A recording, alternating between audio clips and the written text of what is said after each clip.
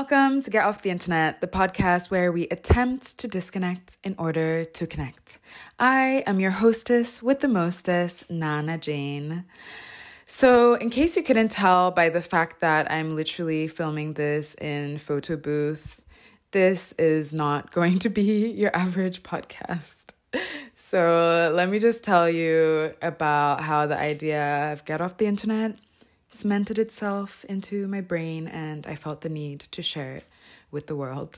So it all happened a few months ago when I stumbled upon my old Tumblr blog and I spiraled. Like, I literally and figuratively spiraled. I was taken back to this time when we would just do one take of a video clip and just upload it right onto YouTube, like no editing, no quality check, no nothing.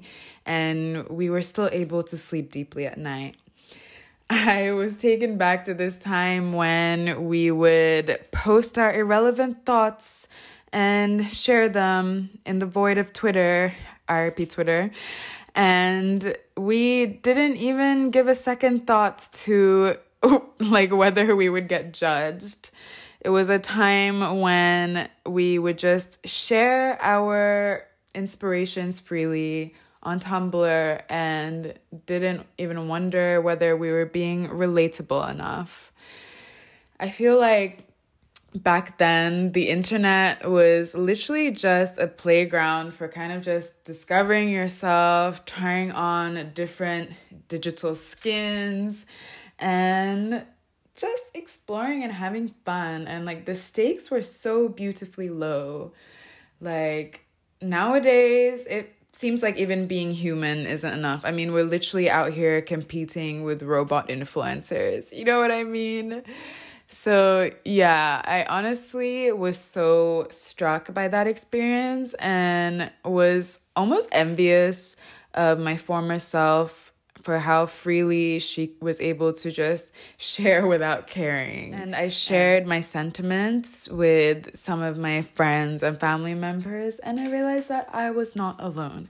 And from that moment on, I vowed to bring back the golden age of the internet, which I would say was about I feel like we had a good 10 years at least. Yeah, I would say it was probably like early 2000s to the 2010s. 2012 was maybe still, or even up to 2014. There was still some of that magic, but yeah, 2000 to 2010 was, I'd say, the golden year. You're probably wondering, who is this girl and why is she throwing shade at me in all caps to get off the internet? And so we're gonna navigate a new filter for that because I need to be fully able to introduce myself. What is plastic camera? Ooh, okay, this is giving me MySpace. Okay, I'm into it. So, as I mentioned earlier, my name is Naana. So I am a third culture kid, which means that I grew up and was born in a different culture from the culture of my parents. So I am originally Ghanaian. Both of my parents are from the Upper West region of Ghana. However, I was born in Palo Alto, and then when I was a few months old, we moved to Norway. And then after Norway, we moved to Ghana for about a year. And then eventually we moved to Hong Kong. So I spent most of my child and teenhood in Hong Kong. And then after secondary school, I moved to Vienna, Austria, where I completed my bachelor's degree. And yeah, that's my life story. I am a writer. I write, everything, but mostly poetry. I'm a poet and I know it, which means that I like to write about my trauma and make it sound pretty. I also like to write about lovely, non-traumatic stuff too sometimes though. So you should check out my writing, link down below, shameless self-promo. I've been competing in poetry slams for the past few years, and by some miracle, I've won a couple of them. And yeah, I've been writing ever since I was 7 years old. I was the cool kid in primary school while everyone else was playing Neopets on their computers. I was typing up full novels on Microsoft Word. I also used to be obsessed with outer space, and I still kind of am.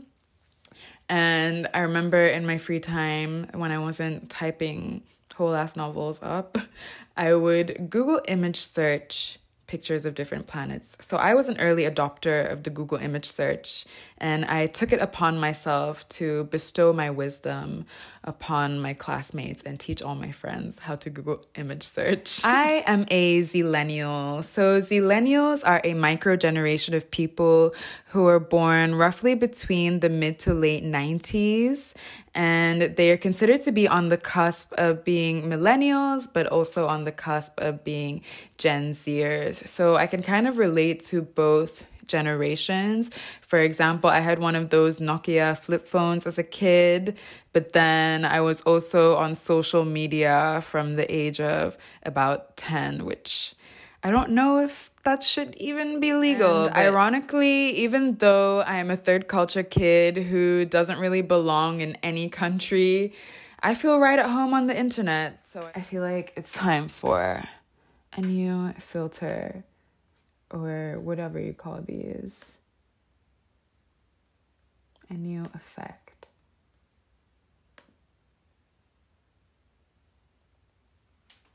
Is this one going to be too distracting? I basically just wanted to carve out this space for us weirdos who are the first generation of people who were raised on the internet, which is pretty crazy because we don't know the long-term effects of internet use yet. Like, you know, in the 60s when they thought that smoking was healthy, but then eventually they found out all the health hazards that came with it. Yeah, we are the guinea pigs of the internet. So yeah, looking forward to see what happens with that. I've also been working in social media and marketing for the past 4 years. So yeah, I've always just been fascinated by the internet and how it is essentially a manifestation of the collective unconscious of humanity.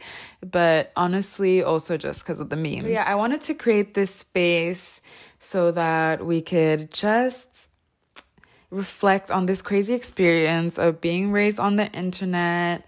We could drown in early internet nostalgia and freak out about how AI is going to take over the world. I definitely have a love-hate relationship with the internet. I mean, on one hand, it is this amazing thing that connects us all throughout the world. But on the other hand, like, these things, mobile phones, are literally becoming an extra limb at this point. I mean, we're basically cyborgs and no one talks about it. And everyone is way too chill about it. But yeah, I mean, even though it's technically easier than ever to connect, we are still experiencing a loneliness epidemic, and I don't think it's any coincidence that we all seem to be spending way more time on our devices than we would like to. But yeah, let's be real. None of us are getting off the internet anytime soon, but I think the best we can do is use the internet with intention. I have been on social media for close to 2 decades at this point, and I'm beginning to feel like I would like to be less of a passive consumer and more of an active participant who is contributing to the conversations that are happening on these platforms. I don't know about you guys, but it's already a little bit alarming the extent to which AI is making us out of touch with reality. For example, companies using models of color to fuel diversity initiatives. I mean, obviously, the world is becoming a scarier and scarier place, and it is natural that we would want to just kind of dissociate and doom scroll and kind of, check out.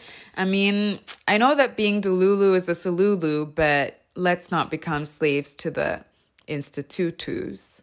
Oh God, I can't leave that in. Don't get me wrong though, ChatGPT is my homeboy. TLDR, or rather TLDW or TLDL, too long didn't watch or too long didn't listen.